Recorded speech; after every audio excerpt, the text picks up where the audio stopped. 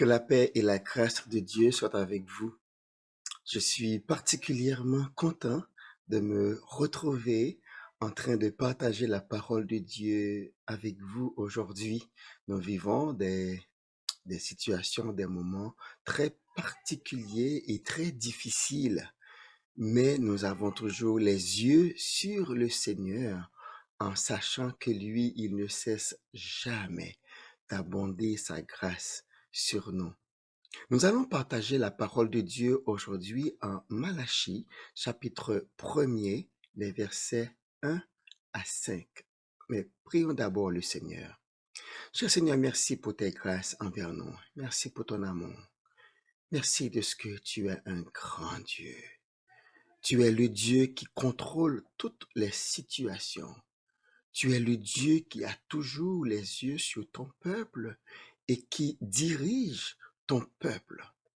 Merci de ce que tes oreilles sont attentives à nos prières et merci de ce que quand nous prions, nos prières ne sont pas jetées à la poubelle, nos prières ne sont pas tombées par terre, nos prières ne sont pas restées dans l'air non plus, mais nos prières sont recueillies auprès de toi selon Apocalypse chapitre 5 verset 8 qui nous apprend que les 4 êtres vivants et les 24 vieillards reçoivent nos prières dans des coupes d'or.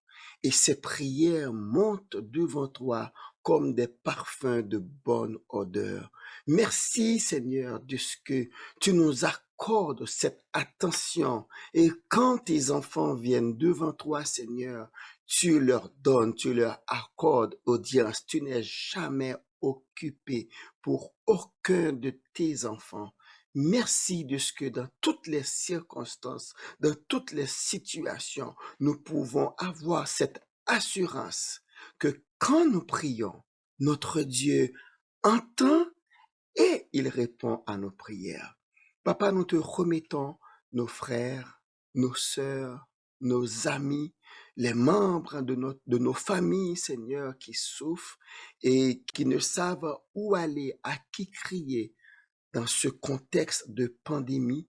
Nous te prions, Père, toi-même, de te révéler à eux et de leur accorder, Seigneur, une parole de réconfort, une parole d'espoir, une parole, Seigneur, qui va les aider à savoir que tu as les yeux sur eux et que tu contrôles tout.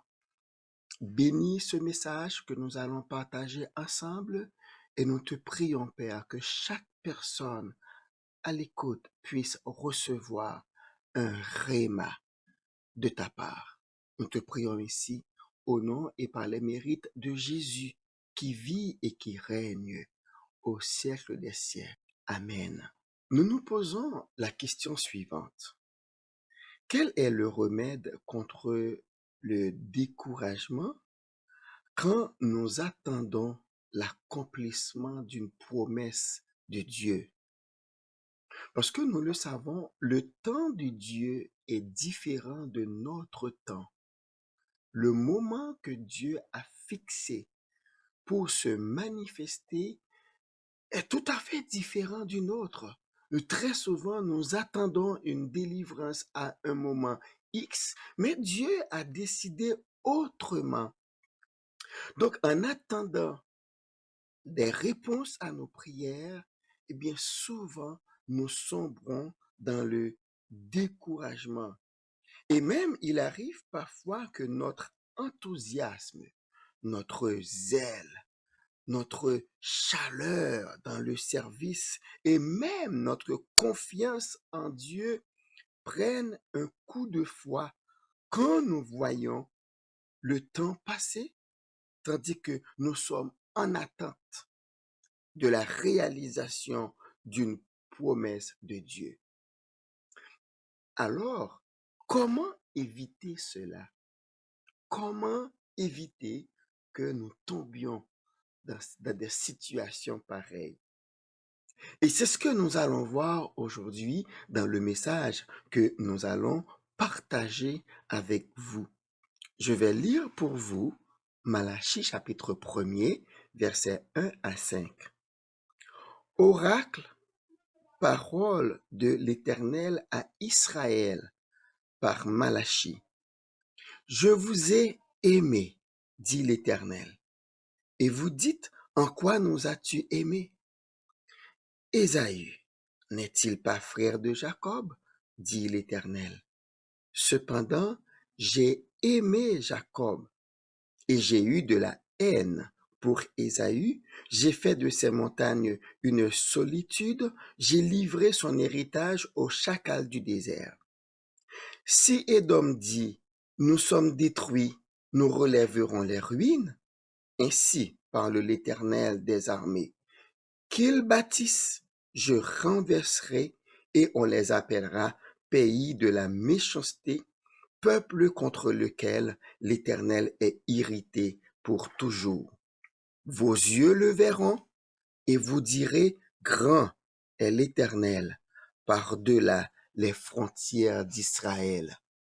Amen. Nous avons lu en Malachie, chapitre 1er, les versets 1 à 5. Nous retrouvons dans le péricope que nous venons de parcourir ensemble, le peuple d'Israël en train de mettre en doute l'amour de Dieu pour eux. Alors que la lecture a commencé pour dire c'est un oracle envoyé par l'Éternel par le biais de Malachie. Et au verset 2, il est dit, je vous ai aimé. Et le peuple de dire, en quoi nous as-tu aimé? Maintenant, qu'est-ce qui fait que le peuple d'Israël est en train de mettre en doute l'amour que Dieu a pour eux? Eh bien, allons dans le contexte de cette parole de Malachie. Malachie a prophétisé au 5e siècle. Au 5e siècle, avant Jésus-Christ, c'était le règne des Perses. Comment nous le savons? C'est à cause d'un terme qui est utilisé en Malachie, chapitre 1er, au verset 8. Il y a le terme de gouverneur. Ce terme-là, ce sont les Perses qui sont venus avec le terme de gouverneur parce que le peuple d'Israël ne connaissait pas ce terme avant l'exil. Et même pendant l'exil à Babylone, ils ne connaissaient pas ce concept non plus parce que dans le royaume babylonien, il y avait les satrapes. Si vous lisez dans Daniel, vous allez voir beaucoup ce thème qui revient souvent. Les satrapes, ce sont eux qui remplissaient les fonctions de gouverneur. Mais c'est avec l'arrivée des Perses que le mot gouverneur a fait son entrée dans le vocabulaire des Juifs. Donc voilà pourquoi nous pouvons dire que Malachie a prophétisé au 5e siècle. OK, mais là, qu'est-ce qui s'est passé? C'est que à ce moment-là, le peuple est revenu de l'exil. Le temple de Jérusalem est rebâti. Quand vous lisez au verset 10 du premier chapitre, vous allez voir ça également dans le 3e chapitre, les versets 1 et verset 10 de Malachie. Il y a aussi les cérémonies cultuelles sont célébrées régulièrement. Ils ont repris les sacrifices perpétuels, ils ont repris les habitudes d'offrir des sacrifices, d'offrir des offrandes à l'Éternel. Donc ces choses-là ont été rétablies selon le verset 7 du premier chapitre, ainsi que les versets 12 à 14 du premier chapitre. Il y avait un enthousiasme, mais cet enthousiasme suscité par la reconstruction du temple et la reprise des célébrations cultuelles, ça fait longtemps que cet enthousiasme est tombé. Parce que bien sûr, vous pouvez comprendre que Malachie a eu son ministère après la période d'Esdras et de Néhémie. C'est longtemps après. Et vous allez voir pourquoi. Donc, bien des Judéens se sont montrés sceptiques quant à l'action de l'Éternel et habités par une sorte de désillusion parce qu'ils ne voient pas se réaliser le programme de restauration que des prophètes comme, comme Ésaïe, des prophètes comme Zacharie, des prophètes comme Agé et même Jérémie, des prophètes comme Ézéchiel aussi, des prophéties que ces prophètes-là avaient annoncé la restauration d'Israël. Eh bien, ils n'ont pas vu se réaliser ces promesses-là. Ces prophéties ne se sont pas encore réalisées. Donc, on peut comprendre que plusieurs décennies se sont écoulées depuis la reconstruction du temple pour que ils se sont rendus compte, mais où sont les promesses des prophètes? Quand on partait pour l'exil, Ésaïe avait dit, je vais vous lire les prophéties d'Ésaïe plus tard, mais il y a des choses qu'Ésaïe prophétisait. Et là, ils arrivent que de 538 à 516, il y a eu des travaux pour construire le temple, restaurer, rétablir les cérémonies cultuelles, mais là, ils sont en attente. Et par ailleurs aussi, il s'est survenu l'anéantissement, la ruine des dômes, les descendants d'Ésaü. Donc, ils sont en train de voir ça et ils se disent, mais où sont les promesses que les prophètes nous avaient faites? Où sont les promesses de Dieu? Et ils sont en attente. Voici le contexte dans lequel Malachie va prononcer ces paroles. Et il parle d'oracle. Un oracle, c'est un message qui émane de Dieu directement et auquel il faut prêter beaucoup d'attention. Maintenant, avant d'aller plus loin, regardons comment est-ce que Malachie a structuré son message, composition et contenu du livre de Malachie. Je vous ai dit que Malachie signifie mon messager. Donc voilà pourquoi il y a des gens qui pensent que Malachie n'est pas vraiment une personne. Ça peut être quelqu'un que Dieu a envoyé ou bien un ange. Mais en fait, nous venons de vous montrer que Malachie était bien un prophète qui a vécu au 5e siècle. Le livre de Malachie se compose de 6 oracles. Alors, je vous donne ça en grosso modo. Ces 6 oracles bâtis sur le même schéma.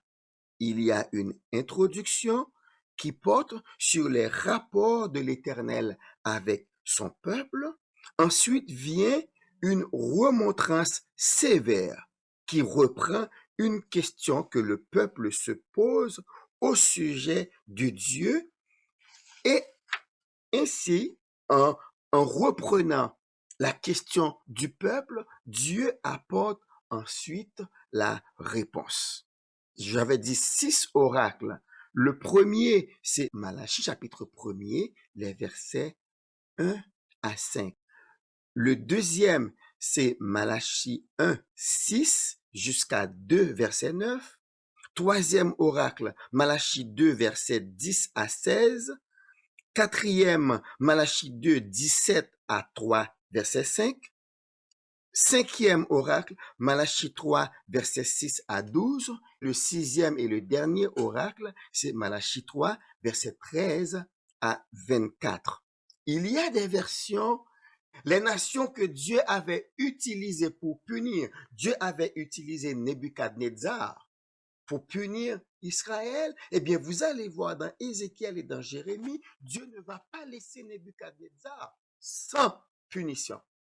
Parce que tout simplement, il s'était mis dans la position à ce que Dieu l'utilise comme fouet pour corriger son peuple.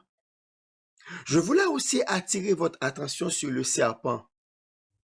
Dans Ésaïe 65, il est dit ici que le loup et l'agneau paîtront ensemble. Ça veut dire que dans le millénium, le loup va perdre sa propension à être carnivore, de même que le lion également. Parce qu'on te dit, le lion mangera la paille et le bœuf ensemble. Il y aura une transformation. Ces animaux-là, qui étaient des animaux de poids, le loup comme le lion, qui chassaient le bœuf, qui chassait l'agneau, eh bien, ils vont se retrouver ensemble avec un même cœur pour manger de la paille. Mais cependant, la condition du serpent ne changera pas. Le serpent aura toujours la poussière, comme on l'avait vu depuis Genèse chapitre 3. Dieu avait maudit le serpent. Pourquoi le serpent s'était mis au service du diable? Pour séduire et l'emmener à pécher contre Dieu. À cause de cela, Dieu avait maudit le serpent. Le serpent avait perdu ses pattes. Donc, on comprend qu'avant Genèse 3, le serpent marchait. Mais c'est après Genèse 3 que le serpent rampe et mange de la poussière. Et la Bible dit, même dans le millénium, même quand Christ va établir son royaume de justice sur terre, la condition du serpent ne changera pas parce que tout simplement, il s'était mis au service de Satan.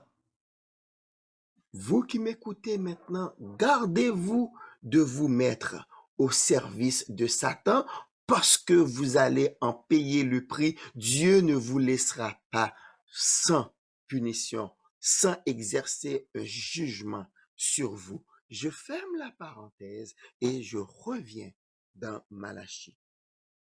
Je voulais aussi vous faire remarquer, contrairement à Édom et les nations, ce que Dieu dit d'Israël. C'est pour montrer quand quelqu'un bénéficie de l'amitié de Dieu. Il a dit, l'amitié de Dieu, c'est pour ceux qui le craignent. Donc, Dieu avait donné au peuple d'Israël son amitié. Dieu les avait élus. Et voici comment Dieu leur parle. Jérémie 30, verset 11. Car je suis avec toi, dit l'Éternel, pour te délivrer. J'anéantirai toutes les nations parmi lesquelles je t'ai dispersé, mais toi, je ne t'anéantirai pas. Je te châtierai avec équité. Je ne puis pas te laisser impuni. Et dans Proverbes chapitre 3, nous allons apprendre que Dieu châtie l'enfant qu'il aime, l'enfant qu'il chérit. Et là, il dit à Israël, je ne puis te laisser impuni, mais je te châtierai avec équité. Jérémie 46, verset 28, la même chose. Toi, mon serviteur Jacob, ne crains pas, dit l'Éternel, car je suis avec toi. J'anéantirai toutes les nations parmi lesquelles je t'ai dispersé, mais toi, je ne t'anéantirai pas. Je te châtierai avec équité, car je ne puis pas te laisser impuni, parce que tu n'as pas toujours été un enfant obéissant. Je ne puis pas te laisser impuni, mais je ne t'anéantirai pas. Regardons dans Jérémie 43, verset 4. Parce que tu as du prix à mes yeux, parce que tu es honoré et que je t'aime, je donne des hommes à ta place et des peuples pour ta vie. Encore, c'est pour montrer au peuple d'Israël combien Dieu l'aime. Dieu l'a élu et Dieu a un plan pour sa vie. Mais cependant, à ce moment-là, l'époque qui vient après l'exil, le peuple met quand même l'amour de Dieu en doute. Est-ce qu'il ne vous est pas arrivé à vous aussi de mettre l'amour de Dieu en doute? Il y a même des gens maintenant qui mettent même l'existence de Dieu en doute en disant, s'il y avait un Dieu, il n'aurait pas autant de mal sur la terre. Pire encore, maintenant que il y a cette pandémie, vous allez trouver des gens à dire, je vous ai dit qu'il n'y a pas de Dieu, parce que s'il y avait un Dieu, pourquoi cette pandémie? Et cependant, la Bible nous dit, dans le psaume 19, lors du déluge, Dieu était sur son trône. Dieu règne et il règne éternellement. Voici des raisons pour le peuple d'Israël de continuer à faire confiance à Dieu, particulièrement son retour d'exil. Comme je vous l'avais dit, Dieu va te relever de la même manière que vous avez chuté. Pour partir d'exil, le peuple d'Israël, ça a été fait en 3 convois, par 3 fois. On va le voir ensemble. En 605, là, eh bien, Nebuchadnezzar est venu et est parti avec un premier convoi. C'est avec ce premier convoi que Daniel et ses 3 amis s'étaient retrouvés ensemble en partance pour l'exil. Dans un deuxième convoi, en l'an 598 avant Jésus-Christ, c'est un deuxième convoi parce que le peuple s'était soulevé contre Nebuchadnezzar et là, il est revenu en l'an 597, il est parti avec un deuxième convoi de Judéens. Et en 586, sous Sédécias, il est encore revenu parce qu'il y avait une révolte contre lui par Sédécias. Et là, il est venu, il a emporté le reste du peuple. Donc, l'exil babylonien s'est réalisé en 3 fois. Et c'est pour cela que nous allons voir également que Dieu va les rétablir, Dieu va les faire retourner chez eux en 3 fois. En 538 avec Zorobabel et Josué, et Zorobabel comme gouverneur et Josué avec Esdras, bien sûr, 538 avant Jésus-Christ. En 458, encore avec Esdras, dans ce convoi, il n'y avait pour la plupart que des Lévites. Et en 445 avec Néhémie. Tout ça pour vous dire du nombre de fois que vous avez chuté, le Seigneur va vous relever de la même manière. Et en effet, ne lisons-nous pas dans la Bible, à commencer de Proverbe 16, verset 24, où il est dit, car 7 fois le juste tombe et il se relève, mais les méchants sont précipités dans le malheur. Du même nombre de fois que vous avez chuté, c'est le même nombre de fois que le Seigneur va vous relever. Un exemple dans le Nouveau Testament, Pierre, dans Matthieu chapitre 26, combien de fois il a trahi Jésus-Christ? 3 fois. Et dans Jean 21, combien de fois Jésus-Christ va le relever? 3 fois. Pierre, m'aimes-tu? Le même nombre de fois. C'est encore une raison pour dire au peuple d'Israël, tu n'as pas raison de mettre Dieu en doute, son amour pour vous, car voici comment vous avez chuté et voici comment Dieu vous a relevé. Le message est pour vous aujourd'hui. Probablement, vous attendez une réponse de Dieu. Probablement, il y a une promesse sur votre vie et vous attendez à ce que cette promesse soit accomplie. Mais plus vous voyez les jours passer, vous voyez passer les semaines, vous voyez passer les mois, vous voyez passer les années, vous avez tendance à vous décourager et à vous dire, Dieu nous a oubliés, Dieu m'a oublié. Eh bien, Dieu ne vous a pas oublié, mais sauf qu'il a son temps. Et même pendant que vous attendez la réalisation de cette promesse dans votre vie, regardez autour de vous pour voir si vraiment Dieu vous a abandonné. Rappelez-vous de ce que Dieu a dit au peuple d'Israël en Deutéronome. Vous vous rappelez? Dans son amour, dans sa compassion, en sa miséricorde envers vous. Regardez autour de vous la grâce de Dieu. Apprenez à compter les bienfaits de Dieu. Nous chantons cette chanson tout le temps. Compte les bienfaits de Dieu. Mets-les tous devant tes yeux. Tu verras en adorant combien le nombre en est grand. Si vous vous mettez à compter ce que Dieu vous a déjà donné, vous verrez que vous n'aurez pas le temps de considérer ce que vous n'avez pas encore. Or, c'est ça notre difficulté de tous les jours. Très souvent, nous nous concentrons à regarder ce que nous n'avons pas. On regarde ce qu'on n'a pas. Ah, je n'ai pas encore d'enfant. Oh, je ne me suis pas encore marié. Oh, je n'ai pas encore la maison à laquelle j'aspire. Oh, je n'ai pas encore l'emploi que je veux. On regarde ce qu'on n'a pas. Mais est-ce que vous avez pris le temps de regarder ce que Dieu vous a déjà donné? Et de plus, si on regarde à ce qui est matériel, à ce qui est sur terre, on ne sera jamais satisfait parce qu'il y aura toujours quelque chose qui nous fera défaut. Il y aura toujours quelque chose qui nous fera défaut, qu'on ne verra pas, qu'on n'a pas. On verra toujours dans l'échelle de la vie, il y aura toujours des gens qui vous dépassent, mais aussi des gens que vous avez dépassés. Mais sauf que nous avons ce problème.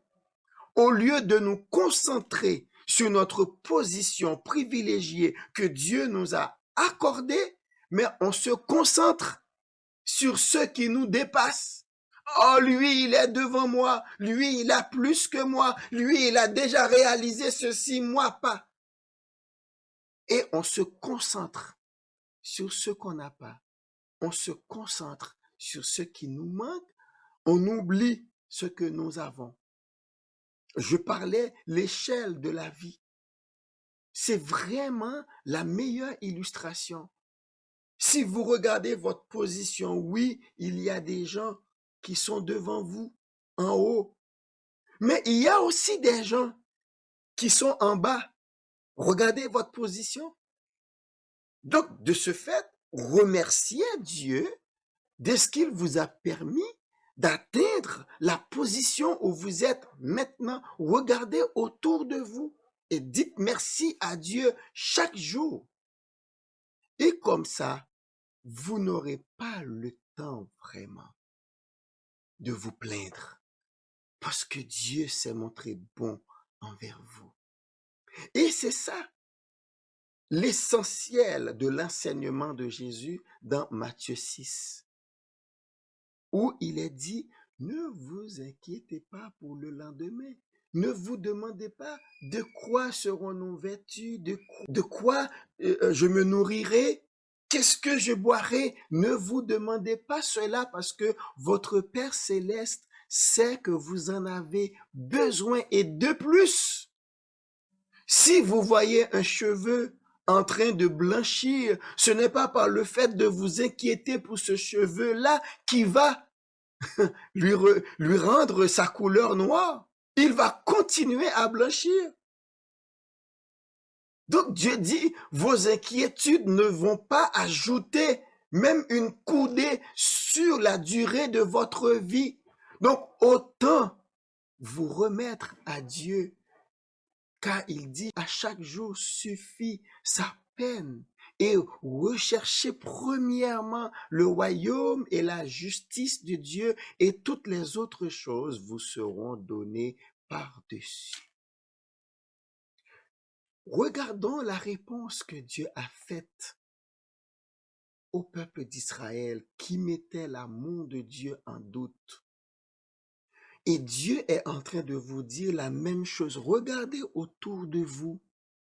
Combien de gens vous avez connus qui étaient mieux partis dans la vie que vous.